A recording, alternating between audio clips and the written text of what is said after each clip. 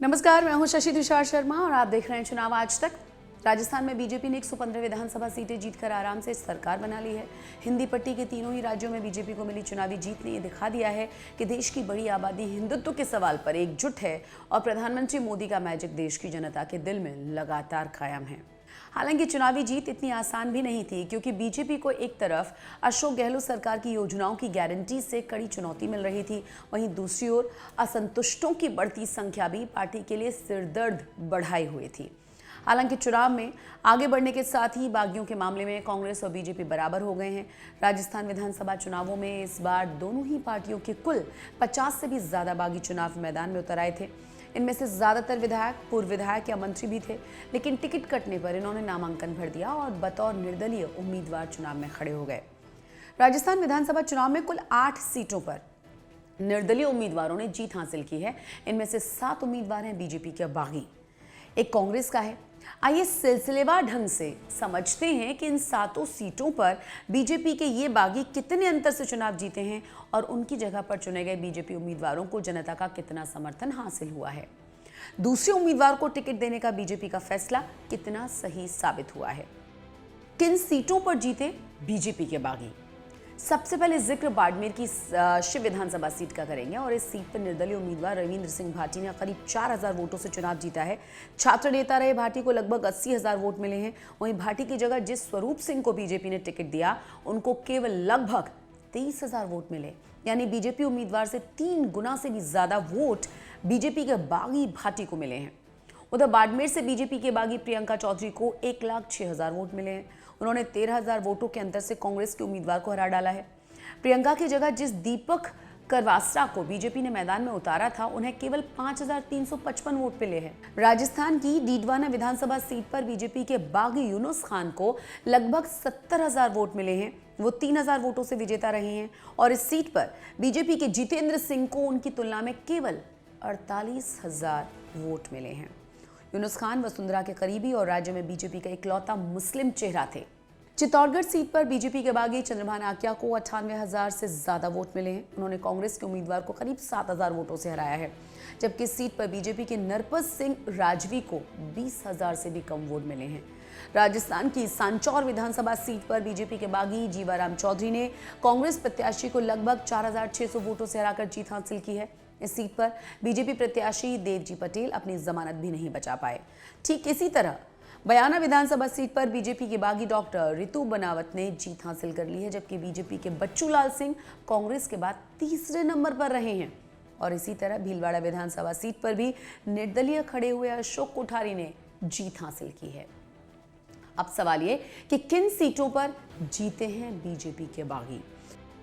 ये आंकड़े ये दर्शाने के लिए काफी हैं कि कई सीटों पर बीजेपी के टिकट वितरण से काफी गलतियां हुई वहां पर, और प्रधानमंत्री मोदी के चेहरे पर चुनाव लड़ने के बावजूद अगर चुनाव में उम्मीदवार बेदम रहा तो बुरी तरह से हार कोई रोक नहीं पाया। रविंद्र सिंह भाटी ने बाद में कहा कि उनको बीजेपी से टिकट मिलने की उम्मीद थी, लेकिन राजनीति में धोखा होता रहता है। बीजेपी की विधायक दल की बैठक से पहले ही भाटी ने कहा था कि वो पहले भी मोदी जी और राष्ट्रवाद की विचारधारा के साथ थे और आगे भी रहेंगे। उन्होंने क्या कहा, सुन लीजिए। रविंद्र सिंह भाटी क्या कह रहे हैं इस बारे में। बाबा गरीबनाथ जी पार्टी रो सदस्य उमर साक्षात आशीर्वाद मारे माथे है, उमर नाथा रो आशीर्वाद है तो अपन कोई हिला कौन सके। तो मेहनत करनो अपनो काम। अर्जुन अगर तीर नहीं चलातो तो श्री कृष्ण उगना जीता को नहीं पाता। अपनो काम मेहनत करनो है, और कोई श्री कृष्ण है जो को अपनी पार लगा है, तो शिवरी जनता भूमिका निभाई और अपना चुनाव जिताया। देखो साहब, विचार परिवार में ना तो हमेशा जुड़ा था ही, बाकी स्थितियां स्पष्ट आबार तक है को नहीं। जब स्थितियां स्पष्ट हो जाए आपने पूरे तरीके में बता। अब जरा एक्सपर्ट्स क्या कह रहे हैं ये भी सुन लीजिए।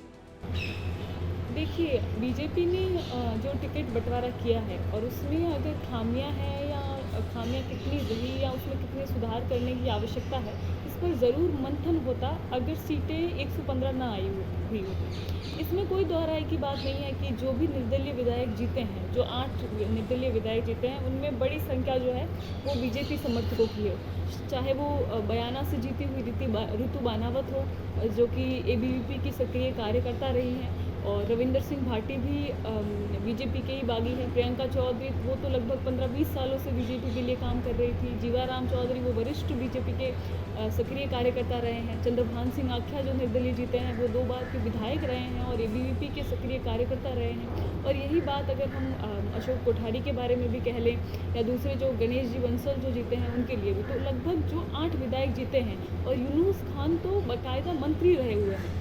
तो ये सारे के सारे जो विधायक जीते हैं और ये एक बड़ी भूमिका निभाते अगर सीटें कम आती तो। और चूँकि अब अगर बात करें तो अब समीकरण बिल्कुल बदले हुए हैं। अब 115 सीटें बीजेपी के पास हैं तो ऐसा लगता है कि वो बिल्कुल ही कमज़ोर स्थिति में नहीं है। पर अगर सीटें ना आती तो पुनर्विचार की भी आवश्यकता होती और मंथन की भी आवश्यकता होती और निर्दलियों की एक बड़ी भूमिका सामने आती। संकेत साफ है कि निर्दलीय विधायक रविंद्र भाटी का पूरा समर्थन बीजेपी को है। बीजेपी के बागी ज्यादातर निर्दलीय विधायक भी वैचारिक तौर पर पार्टी के साथ ही खड़े हुए हैं।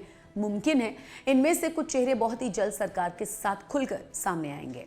बहरहाल राजस्थान चुनाव के दौरान टिकट बंटवारे के मामले में बीजेपी में टकराव का साफ तौर पर वो देखा जा रहा था टकराव, और हर बार जीत दिलाने वाली कई सीटों पर कलह की स्थिति पैदा हो गई थी।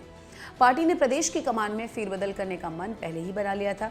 ऐसे में वसुंधरा खेमे के नेताओं को तरजीह भी नहीं देनी थी और पार्टी के साथ भी बनाए रखना था। लेकिन अब सवाल 2024 का है, क्या टिकट वितरण में हुई गलतियों से बीजेपी सबक लेगी? क्योंकि राजस्थान जैसे राज्य में बीजेपी के पक्ष में एक बड़ी बात यह थी कि वहां सचिन पायलट खेमा और अशोक पायलट खेमा आपस में ही भिड़ा हुआ था।